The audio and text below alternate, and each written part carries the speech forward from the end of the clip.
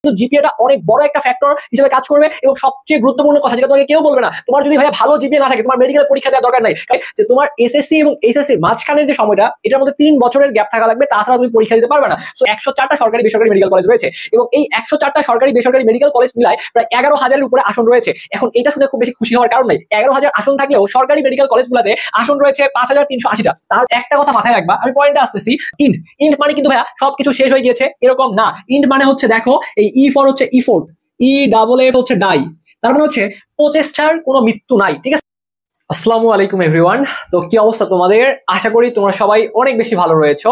তো আজকের এই ভিডিওতে তোমরা বেসিক্যালি যারা এইচএসসি 24 ব্যাচের শিক্ষার্থী, যারা সেকেন্ড টাইম মেডিকেল ভর্তি পরীক্ষা দেওয়ার কথা ভাবতেছো, এবং একই সাথে তোমরা যারা এইচএসসি 25 ব্যাচের শিক্ষার্থী, যারা এখনো এইচএসসি 25 পরীক্ষা দাও নাই, সামনে পরীক্ষা দিবা, কিন্তু তোমাদের এই যে মেডিকেল ভর্তি পরীক্ষা নিয়ে যে আগ্রহগুলো রয়েছে, তোমরা যে কন্টিনিউ মেসেজ করতেছো, সো ওভারঅল সবগুলা বিষয় নিয়ে যে খুঁটিনাটি ব্যাপারগুলো আছে, কি পরিবর্তন আসতে পারে বা কি পরিবর্তন এসেছে বিগত পরীক্ষাগুলোতে, এ টু জেড সবগুলা বিষয় আজকের এই একটা ভিডিও থেকে তোমাদেরকে ক্লিয়ার করে দেওয়ার চেষ্টা করব। ওকে, সো প্রথমেই একটু করে দেখার চেষ্টা করো এই যে মেডিকেল ভর্তি পরীক্ষা। ভাইয়া তোমাকে আমি একটা জিনিস আগে শুরুতেই একটা জিনিস বলবো, তুমি যখন এই প্রিপারেশনটা নিবা বা এই পরীক্ষা নিয়ে কাজ করবা, তোমার মধ্যে দেখবা হতাশা বা ডিপ্রেশন অটোমেটিক্যালি কাজ করবে, কারণ তুমি দেখবা যে এত এত শিক্ষার্থী পরীক্ষা দিচ্ছে, আমি কি এর মধ্যে পারবো কিনা। সো তুমি সবসময় ভাইয়া এই একটা কথা মাথায় রাখবা, আমি পয়েন্টে আসতেছি তার আগে একটু করে বলি, সবসময় মনে রাখবা ইএনডি এই শব্দটা মনে রাখবা। ইন্ড ইন্ড মানে কিন্তু ভাইয়া সবকিছু শেষ হয়ে গিয়েছে এরকম না।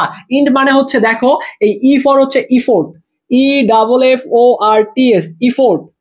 এন দিয়ে হচ্ছে নেভার, নেভার ডিতে হচ্ছে ডাই, তার মানে হচ্ছে প্রচেষ্টার কোনো মৃত্যু নাই। ঠিক আছে, তুমি তোমার লক্ষ্যে পৌঁছানোর আগ মুহূর্ত পর্যন্ত ভাইয়া তোমাকে চেষ্টা করে যাইতে হবে, তোমাকে তোমার সর্বোচ্চ পরিশ্রম দেওয়া লাগবে। তুমি যদি তোমার সর্বোচ্চ পরিশ্রম দিতে পারো ভাইয়া, তাহলে ডেফিনেটলি এই জার্নিতে তোমার সাথে তোমার কোনো স্বপ্নের ক্যাম্পাসে কোনো এক সময় দেখা হয়ে যাবে। সো আসো আমরা পয়েন্টে কথা বলার চেষ্টা করি। তো এই যে আমাদের সরকারি এবং বেসরকারি যে মেডিকেল কলেজগুলো রয়েছে, তুমি যদি একটু ভালো মতো লক্ষ্য করো, দেখবা যে 104টা সরকারি বেসরকারি মেডিকেল কলেজ রয়েছে এবং এই 104টা সরকারি বেসরকারি মেডিকেল কলেজ মিলায় প্রায় 11,000-এর উপরে আসন রয়েছে।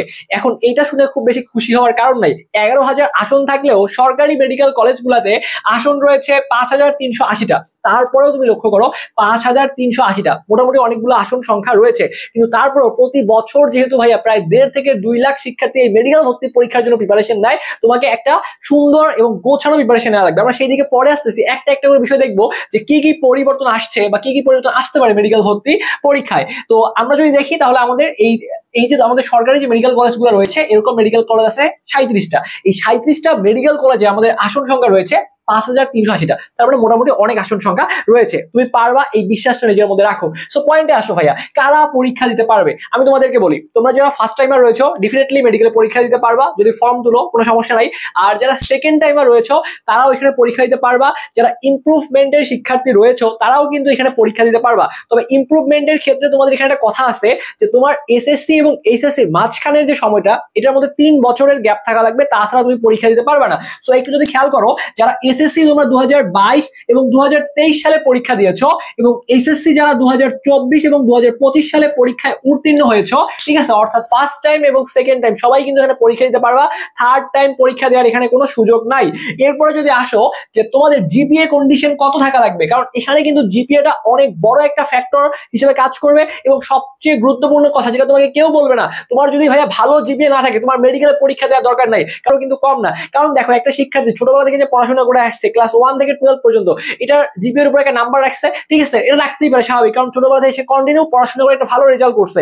এসএসসি পরীক্ষাতে একটা জিপিএ থেকে রাখছে, এইচএসসি থেকে একটা জিপিএ থেকে রাখছে, ঠিক আছে, এই দুটো থেকে রাখছে, এরপরে পরীক্ষায় যারা ভালো করে তারা এগিয়ে থাকবে। সো এটা নিয়ে অনেক মতবিরোধ থাকতে পারে অনেকের, যে ভাইয়া পরীক্ষায় বেশি নাম্বার পাইলাম তাও আমি চান্স পেলাম না। দেখো, তুমি পরীক্ষার প্রিপারেশন নিচ্ছ শুধুমাত্র 3টা মাস বা 4টা মাস তুমি মেডিকেল ভর্তি পরীক্ষার জন্য প্রিপারেশন নিচ্ছ, কিন্তু যেই ছেলেটা এসএসসি তে ভালো রেজাল্ট করছে, এইচএসসি তে ভালো রেজাল্ট করছে, ঠিক আছে, তার জিপিএ তো গুরুত্বপূর্ণ একটা ভূমিকা ফ্যাক্টর। এটা যেমন একদল শিক্ষার্থী বলবে, আবার অনেক শিক্ষার্থী বলবে ভাইয়া এইচএসসি তে বা এসএসসি তে কিছু নির্দিষ্ট টপিক বা কিছু হাবিজাবি পড়াশোনা করেও এখানে প্লাস পাওয়া যায়। সো অনেক রকমের এখানে মতবিরোধ কাজ করতে পারে, তাই আমরা এই দিকে যাচ্ছি না, ঠিক আছে, তবে আমরা এইদিকে যাব না। এই জন্য তোমাদেরকে জানিয়ে রাখলাম যে এখানে কিন্তু জিপিএটা ভাইয়া একটা বড় ফ্যাক্টর হিসেবে কাজ করে। আমি জাস্ট তোমাদেরকে বাস্তবতা বোঝানোর ট্রাই করলাম, এখানে কোনটা ভালো কোনটা খারাপ আমরা এইদিকে যাচ্ছি না। ওকে, সো যেহেতু জিপিএ এর উপরে এখানে 100 মার্ক থাকবে, যাদের জিপিএ তে ভাই ভালো নাম্বার আছে তারাই পরীক্ষা দাও। জিপিএ তে ভালো নাম্বার না থাকলে একটু টাফ হয়ে যাবে তোমার জন্য, পারবা না আমি এমনটা বলি নাই, তবে টাফ হয়ে যাবে, চ্যালেঞ্জিং হয়ে যাবে এই জিনিসটা তোমার জন্য। সো দেখো তোমার এসএসসি এবং এইচএসসি তে মিনিমাম যদি 3 পয়েন্ট থাকে ভাইয়া, এবং দুইটা যোগ করে আমি ক্লিয়ার করে দিচ্ছি এই কথাটা, মনে করো তোমার এসএসসি তে মিনিমাম থাকা লাগবে 3.50 এবং এইচএসসি তে মিনিমাম থাকা লাগবে 3.50। এখন এটা তো মিনিমাম, এই দুটো যোগ করলে কত হয়? 3 3 6, এখানে 7 চলে আসতেছে। তারপরে তুমি মেডিকেলে পরীক্ষা দিতে পারবে না, কারণ তারা কন্ডিশনেই বলে দিছে যে এই দুটা যোগ করলে ডেফিনেটলি তোমার 9 হওয়া লাগবে। তার মানে 3.50 এর থেকেও তোমার জিপিএ বেশি হওয়া লাগবে, তাহলেই তুমি মেডিকেলে পরীক্ষা দিতে পারবা। এরপর দেখো যেটা বলছিলাম যে ইমপ্রুভমেন্টের শিক্ষার্থীরাও কিন্তু ভাইয়া মেডিকেলে পরীক্ষা দিতে পারে। এরপর যদি আরেকটা জিনিস বলি, যারা উপজাতি বা পার্বত্য অঞ্চলের শিক্ষার্থী রয়েছে ভাইয়া, তোমাদের জন্য কিন্তু জিপিএ দেখো মিনিমাম 8 রাখা হয়েছে, তার মানে 8 থাকলে তুমি এখানে পরীক্ষা দিতে পারবা। তো এবার যে ব্যাপারটা নিয়ে কথা বলা দরকার, যে পরীক্ষার যে আমাদের পদ্ধতি, পরীক্ষার পদ্ধতি কেমন, দেখো এখানেই কিন্তু একটু ঝামেলা রয়েছে। কারণ এই বছর থেকে শোনা যাচ্ছে যে তোমাদের লিখিত পরীক্ষা নিয়ে আসার গুঞ্জন শোনা যাচ্ছে, কিন্তু কতটুকু সত্যি হবে বা লিখিত পরীক্ষা আসবে কি আসবে না এই ব্যাপারে কিন্তু ক্লিয়ার ভাবে এখনো কিছু বলে নাই। বাট আমার মনে হচ্ছে এই বছর লিখিত পরীক্ষা আসার পসিবিলিটি কম, বাট যদি লিখিত পরীক্ষা আসে তাহলে সেটা কিন্তু আমি তোমাকে জানাই দিব এবং সেইভাবে আমাদেরকে প্রিপারেশন নেওয়া লাগবে। এটা নিয়ে তোমাদের কোনো টেনশন নেওয়ার কোনো কারণ নেই, বাট মনে হচ্ছে যে লিখিতটা এবছরও আসবে না, ঠিক আছে? কারণ আমাদের যেহেতু এমসিকিউ বেসড এক্সাম হয়ে আসতেছে এবং মেডিকেল ভর্তি পরীক্ষা এমসিকিউ বেসডই হবে। বাট বিগত সময়ে আসলে ডেইলি ক্যাম্পাসে একটা নিউজ করা হয়েছিল যে লিখিত আসতে পারে। ওকে, এই জন্য জানাই দিলাম তোমাদেরকে। সো এমসিকিউ পরীক্ষা পদ্ধতি দেখো, তোমাদের 100টা ভাইয়া এমসিকিউ আসবে এবং প্রত্যেকটা প্রশ্নের নাম্বার হচ্ছে 1 করে। সো 100টাই 100 নাম্বার, কিন্তু তুমি যদি ভাইয়া একটা প্রশ্ন ভুল করো তোমার 0.25 করে কাটা হবে, অর্থাৎ 4টা ভুল করলে তোমার 1 নাম্বার কাটা হবে। এবং দেখো আমাদের সময় রাখা হয়েছে 1 ঘন্টা, 5 নাম্বার হচ্ছে 40, অর্থাৎ তুমি যদি 100-র মধ্যে 40 পেয়ে পাস করো ভাইয়া, তাহলে তুমি কোনো একটা বেসরকারি মেডিকেলে পড়ার সুযোগ লাভ করবা। ওকে, আচ্ছা, এবং অনেক বেসরকারি মেডিকেল রয়েছে, তোমার যদি নাম্বার ভালো হয় 60 বা 65 আশেপাশে হয়, তুমি কিন্তু মেধা কোটায় পড়ার সুযোগ লাভ করবা বেসরকারি মেডিকেল গুলাতে। ওকে, এরপরে দেখো যেটা বলছিলাম তোমাদেরকে, যে প্রত্যেকটা ভুলের জন্য তোমাদের 0.25 করে কেটে নেওয়া হবে। তো এবার আসো আমরা একটু পয়েন্টে আসি যে আমাদের মানদণ্ডটা কিরকম। দেখো আমাদের জীববিজ্ঞান থেকে 30 নম্বরের এমসিকিউ আসবে, রসায়ন থেকে 25 নম্বরের এমসিকিউ আসবে, পদার্থ থেকে 20, ইংলিশ থেকে 15, জিকে থেকে 10 নম্বর। তো জিকে তে কিন্তু একটু চেঞ্জ আসছে, এখানে তোমরা জানো যে বাংলাদেশ এবং আন্তর্জাতিক বিষয়গুলি কিন্তু যুক্ত হয়েছে। এই দুইটা বিষয় মিলে কিন্তু তোমাদের 10 মার্কের ভাইয়া প্রশ্ন এখানে করা হবে। তাহলে তুমি যদি চান্স পাইতে চাও, যে ভুল ধারণা আছে যে বায়োলজি ভালো পারি মানে আমার মেডিকেলে চান্স হবে, এটা কিন্তু মানে সম্পূর্ণ ভুল একটা ধারণা। শুধু বায়োলজি পারলে মেডিকেলে চান্স হয় না, তোমাকে ডেফিনেটলি পদার্থ, রসায়ন, ইংলিশ, জিকে সবগুলো সাবজেক্টে অলরাউন্ডার হওয়া লাগবে। অলরাউন্ডার হলেই তুমি চান্স পাবা। তোমাকে প্রত্যেকটা সাবজেক্টে ভালো ভালো নাম্বার তোলা লাগবে। শুধু একটা যে এই যে বায়োলজির মধ্যে 30-এর মধ্যে তুমি 25 পাইলা না ভাইয়া, তোমার চান্স হবে না। বাকিগুলো কি, বাকিগুলো থেকেও তোমার নাম্বার নিয়ে আসতে হবে, তাহলেই তুমি মেডিকেল কলেজে পড়ার সুযোগ লাভ করতে পারো। ওকে, সো একটু তোমাদের বলে নেই, যারা এই যে মেডিকেল ভর্তি পরীক্ষার জন্য প্রিপারেশন নিতে যাচ্ছ, এই যে বায়োলজি, রসায়ন, এত এত পড়াশোনা, কিন্তু এই পড়াশোনাগুলোকে যদি গুছিয়ে নিয়ে না আসতে পারো, তুমি যদি না বোঝো যে কোনগুলো ছেড়ে দিতে হবে বা কোনগুলো স্কিপ করতে হবে, একটা রাইটারের বইয়ে পড়তে পারি না। অনেক ভাইয়া বলে যে ভাই এই রাইটারের বই পড়ো, অমুক তমুক রাইটারের বই পড়ো, না, মেইন বই হিসেবে একটা রাইটারের বই পড়বা, গাজী আজমল স্যার, আবুল হাসান স্যারের বই পড়বা, এখানে ফিজিক্সের জন্য ইসাক স্যারের বই পড়বা, কেমিস্ট্রির জন্য হাজারি স্যারের বই পড়বা, মোর দ্যান ইনাফ। আর এক্সট্রা যে ইনফোগুলো আসছে ভাইয়া, এগুলোর জন্য বেশি বেশি এমসিকিউ প্র্যাকটিস করবা, বা আমরা তোমাদেরকে কিছু ফাইনাল সাজেশন ক্লাস দিয়ে সেগুলো গুছিয়ে দিব। তাহলে কি পড়া কমিয়ে নিয়ে আসতে হবে এবং এক পড়া বারবার করে পড়তে হবে, যাতে তুমি ক্লাসের মধ্যে ম্যাক্সিমাম পড়া কভার করতে পারো। এবার বই পড়বা এবং হচ্ছে এমসিকিউ প্র্যাকটিস করবা। ওকে, তাহলেই দেখবা যে খুব অল্প পরিশ্রম করে, হ্যাঁ অল্প পরিশ্রম কথাটা মানে এরকম না যে অল্প পড়লেই হবে, ডেফিনেটলি প্রচুর পড়াশোনা করতে হবে, বাট অন্যদের থেকে তুমি যদি একটু স্মার্ট ভাবে পড়তে পারো ভাই, তাহলে তোমার চান্স কিন্তু এখানে হওয়ার পসিবিলিটি অন্যদের তুলনায় অনেক বেশি থাকবে। সো দেখো আমি একটু জাস্ট এখানে তোমাদের বলে নেই, যারা সেকেন্ড টাইম এবং এইচএসসি 25 ব্যাচের শিক্ষার্থী রয়েছে, মেডিকেল ভর্তি পরীক্ষার জন্য একটা গোছানো প্রিপারেশন নিতে চাও ভাইয়া, আমাদের স্বপ্নের পাঠশালার সাথে বিগত বছরগুলোতে অনেক শিক্ষার্থী কিন্তু একটা গোছানো প্রিপারেশন নিয়েছে। তোমরা কিন্তু একদম A to Z একটা গোছানো প্রিপারেশন দিতে পারবা, এবং আমাদের ক্লাস কোয়ালিটি যেহেতু অন্যদের থেকে একটু আলাদা হবে, কারণ আমরা ট্রাই করবো ক্লাসের মধ্যে সবগুলো জিনিস লিখে লিখে ধরে ধরে তোমাকে পড়িয়ে দেয়। সো ক্লাসটা ভালো মতো করবা, ক্লাসের পিডিএফটা পড়বা, এরপরে যেভাবে যে গাইডলাইনে পড়তে বলি ভাই, এতটুকু ফলো করতে পারলেই ইনশাআল্লাহ তোমার মেডিকেল কলেজে পড়ার যে স্বপ্নটা ভাই, সেই স্বপ্ন পূরণ হয়ে যাবে। তো আমাদের এই ব্যাচে যারা ভর্তি এখনো হও নাই, আমাদের এই যে হোয়াটসঅ্যাপ নাম্বারটা রয়েছে, আমাদের এই নাম্বারে হোয়াটসঅ্যাপে কন্ট্যাক্ট করে ভর্তি হয়ে যেতে পারবা। দেখো 01317132318, এবং কোর্স ফি ভাই এখন তোমাদের সকলের কথা চিন্তা করে মাত্র 3500 টাকায় ভর্তি নিচ্ছি। যারা সেকেন্ড টাইম তারাও যুক্ত হতে পারবা, যারা এইচএসসি 25 ব্যাচ তারাও যুক্ত হতে পারবা, আবার যারা 26 আসো যে মনে হয় ভাইয়া অগ্রিম একটা প্রিপারেশন নিয়ে রাখি, আমার টপ করতে হবে, এরকম কিন্তু অনেকে চিন্তা ভাবনা থাকে, তারা কিন্তু চাইলে তারাও ক্লাস করতে পারবা। সবাই বুঝতে পারবা, যারা ক্লাস করবা ডেফিনেটলি সবাই বুঝতে পারবে, কোনো চাপ নেই আর কিছু নাই। সো এরপরে আসো যে সেকেন্ড টাইম ভাইয়া একটু কথা বলার দরকার আছে, বা ফার্স্ট টাইম এবং সেকেন্ড টাইম এখানে আসলে যে ব্যাপারগুলো আমাদের জানা নাই এগুলো একটু জানার চেষ্টা করবো। দেখো যে সেকেন্ড টাইম আসলে আমাদের কত মার্কস কাটা যাবে। দেখো ভাইয়া সেকেন্ড টাইম তুমি পরীক্ষা দিচ্ছ মানে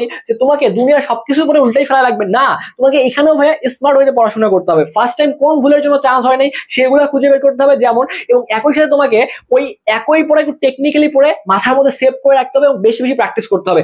অযথা অতিরিক্ত টপিক পড়ে মাথার মধ্যে সেগুলো নিয়ে মানে রাখার দরকার নেই, কারণ দেখবা যেগুলো থেকে পরীক্ষায় প্রশ্ন আসে সেগুলো তুমি পারতেছো না। সো সেকেন্ড টাইম পরীক্ষার ক্ষেত্রে তোমার কত নাম্বার কাটা যাবে এটা কিন্তু গুরুত্বপূর্ণ। তাহলে তোমাকে টার্গেট ফিক্স করতে হবে যে আমাকে এত নাম্বার তুলতে হবে। তুমি যদি একটু দেখো যারা সেকেন্ড টাইম পরীক্ষা দিবা ভাইয়া তোমাদের ক্ষেত্রে বিগত বছরগুলোতে 5 নাম্বার কাটা যেত, কিন্তু এবার তোমাদের যেহেতু এই যে 2023-24 শিক্ষাবর্ষে এখানে কত 24 না, এখানে দেখো 2023 এবং 2024 শিক্ষাবর্ষে তোমাদের কিন্তু ভাইয়া 5 নাম্বার এর পরিবর্তে 3 নাম্বার কাটা গিয়েছিল। তো সরি এটা হচ্ছে 2024-25 শিক্ষাবর্ষ, 2024 এবং 2025 শিক্ষাবর্ষে। ওকে, সো এবছর যে 25-26 শিক্ষাবর্ষে তোমাদের কিন্তু 3 নাম্বার করে কাটা হবে। এবং যারা সেকেন্ড টাইমের ক্ষেত্রে মনে করো তুমি কোনো একটা সরকারি মেডিকেল অথবা ডেন্টাল কলেজে ভর্তি আসো, তাহলে ভাইয়া তোমার ক্ষেত্রে 6 নাম্বার কাটা যাবে। তার মানে শুধু যদি সেকেন্ড টাইম পরীক্ষা দাও তাহলে 3 নাম্বার কাটা যাবে। যদি তুমি কোনো একটা সরকারি মেডিকেল অথবা ডেন্টাল কলেজে ভর্তি থাকো তাহলে তোমার কিন্তু ভাই 6 নাম্বার কাটা যাবে। ওকে, এই হচ্ছে আমার কথাবার্তা। এখন আসি ভাই সবচেয়ে গুরুত্বপূর্ণ যে পরীক্ষার তারিখটা কবে হবে। এখনো যেহেতু এইচএসসি 25-এর পরীক্ষা হয় নাই, আমি তো সেকেন্ড টাইম এখন থেকে প্রিপারেশন যদি নেওয়া শুরু না করো কুলায় উঠতে পারবে না ভাইয়া, কারণ সেকেন্ড টাইম তোমাকে এক্সট্রা এমন কিছু পড়তে হবে, ওই এক সিলেবাস 3 থেকে 4 বার করে তোমাকে শেষ করতে হবে, যাতে তুমি অন্যদের থেকে একটু এগিয়ে থাকো। যদি এই অ্যাডভান্টেজ কাজে লাগাইতে না পারো তাহলে হবে না। তোমার জেদটা হবে এরকম, ভাই আমি সেকেন্ড টাইম দিচ্ছি, আমি শুধু চান্স না আমি টপ পজিশন করবো, এই জেদটা মাথার মধ্যে ঢুকায় নাও ভাইয়া। সো এখন দেখো এই যে পরীক্ষার যে তারিখটা ভাইয়া, এটা নিয়ে যদি একটু তোমাদের ধারণা দেই, যদি ভাইয়া সবকিছু ঠিকঠাক থাকে তাহলে এই বছরের ডিসেম্বরের শেষে তোমাদের মেডিকেল ভর্তি পরীক্ষা হওয়ার একটা ভালো সম্ভাবনা আছে। ডিসেম্বরের শেষে, ঠিক আছে, ডিসেম্বরের শেষে তোমাদের মেডিকেল ভর্তি পরীক্ষা এই 25 সালে, ঠিক আছে। যদি কোনো কারণে ডিসেম্বরে পরীক্ষাটা না হয় তাহলে জানুয়ারিতে মাস্ট তুমি শিওর থেকে পরীক্ষা হবে। তো এই ব্যাপারগুলো খুবই গুরুত্বপূর্ণ। তার মানে এখনো তোমার হাতে 7 থেকে 8 মাসের যে লম্বা সময়টা আছে, যারা এখন থেকে গোছানোটা প্রিপারেশন নিবে, অনেক শিক্ষার্থী এই যে 25 ব্যাচের শিক্ষার্থী এখন থেকে প্রিপারেশন নিচ্ছে, কারণ মেন্টালিটি হচ্ছে এরকম ভাইয়া, বায়োলজিটা আগে রাখি, কেমিস্ট্রিটা আগে রাখি, অথবা ইংলিশ বা জিকে যে কোনো 2টা সাবজেক্ট যদি আগে রাখতে পারো ওই 3 মাসে প্রেশার পড়বে না। তাহলে ওই 3 মাসে পড়ে এই জিনিসগুলো কুলায় ওঠা খুবই টাফ।